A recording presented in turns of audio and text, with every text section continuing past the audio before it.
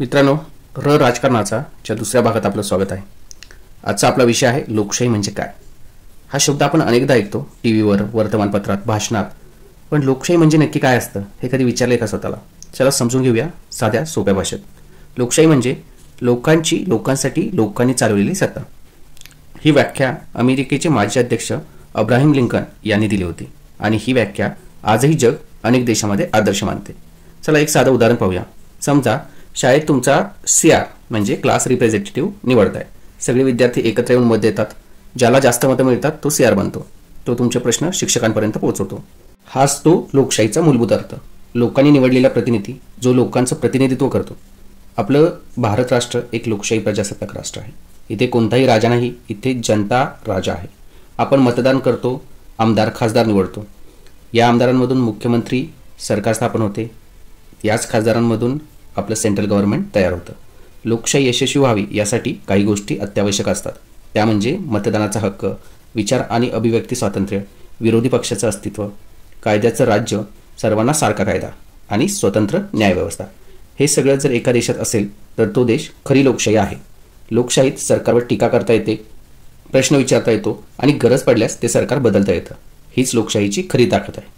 पण हे सगळं शक्य होतं ते एक जागरूक मतदार आणि जबाबदार नागरिक असल्यावरच। मतदान करा, प्रश्न विचारा आणि सर्वात महत्त्वाचं फक्त लोकशाही आहे ही एवढ्यावर न थांबता ती जिवंत ठेवा।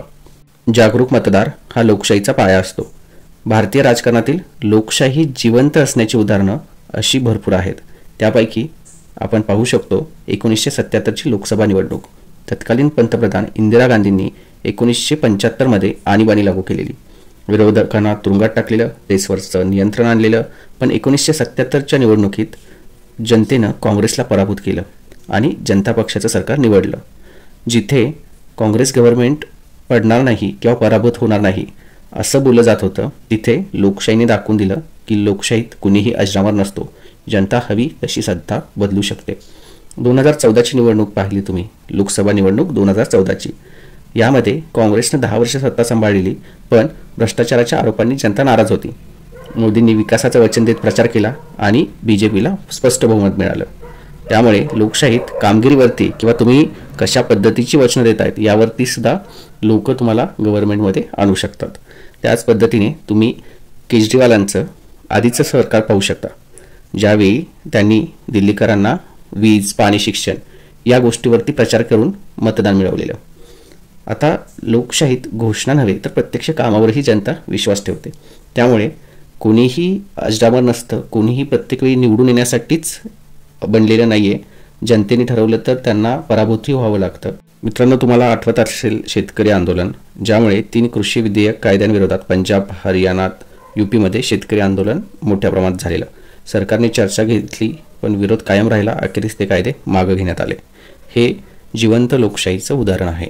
जगातील वेगवेगळ्या देशात वेगवेगळ्या प्रकारची सत्ता केंद्रे आहेत। त्यामध्ये हुकुमशाही देश असतात, लोकशाही देश असतात, राजेशाही देश असतात। हुकुमशाही देशांमध्ये तुम्हाला प्रामुख्याने उत्तर कोरियाचं नाव आठवेल, जिथे किम जोंग उन हे हुकुमशाह आहेत। त्याच्यानंतर पूर्ण राजेशाही देशांमध्ये सौदी अरेबियाचं नाव प्रामुख्याने घ्यावं लागेल, जिथे राजा सलमान हे राज्यकर्ते आहेत। लोकशाही असणाऱ्या देशांमध्ये Bharat, America, France, Germany, Australia, Canada हे सर्व देश येतात। त्यामध्ये भारतामध्ये संसदीय लोकशाही आहे, अमेरिकेमध्ये राष्ट्राध्यक्षीय लोकशाही आहे, फ्रान्समध्ये मिश्र लोकशाही आहे, जर्मनीमध्ये संसदीय लोकशाही आहे, ऑस्ट्रेलियामध्ये संविधानिक लोकशाही आहे। मित्रांनो, आपण पुढच्या भागात पाहणार आहोत संविधान म्हणजे काय। हा व्हिडिओ शेअर करा आणि राजकीय टॉक्सला सबस्क्राईब करायला विसरू नका। आपण पुन्हा भेटूया राजकारणाच्या पुढच्या भागात। तोपर्यंत विचार करा, शिकत राहा आणि सगळंच राहा। धन्यवाद।